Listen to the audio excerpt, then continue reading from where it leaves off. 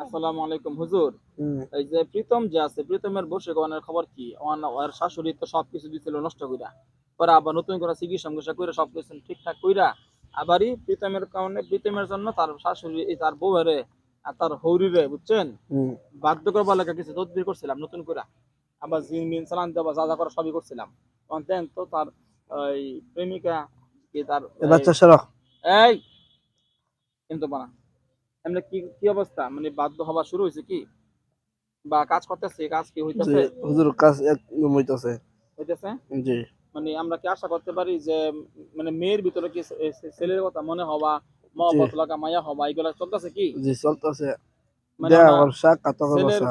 প্রতি মেয়ের মারেও বশ করার লাগা বলছিলাম। এরাও কি করতেছে কামগুলা? জি মার মারও তো হালকা নরম হইতাছে। গরম হইতেছে? জি আচ্ছা, যারা হুজুররা মোটমাট কতজন আছে ওখানে? 20 জন বাড়াইছিলাম আমরা। আপনি যদি বলেন আরো বাড়াই যাই। না, না, আল্লাহ তো না।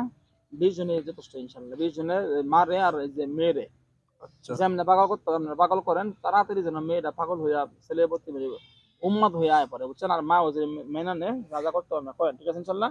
ইনশাআল্লাহ। আর বিতম ভাই আপনি ওই প্রতিদিন কমসে কম 4-5টা এনে ধরো কি তুমি যাও দিকে যাও 4-5টা করে আপনি আপলোড দিয়েন বুঝছেন মেহনত একটু বাড়াই দিয়েন আপনি কাজ করলে আলহামদুলিল্লাহ আমার সফলতা আমি পাই আপনারা প্রতি আমার উদারত আহ্বান আপনি একটু আপনি যে যেভাবে আমাকে সহযোগিতা করতেছেন ওইদিকে একটু বেশি একটু সংখ্যাগুলো একটু বাড়াই দিন বুঝছেন যেন আমি বেশি লাভবান হই।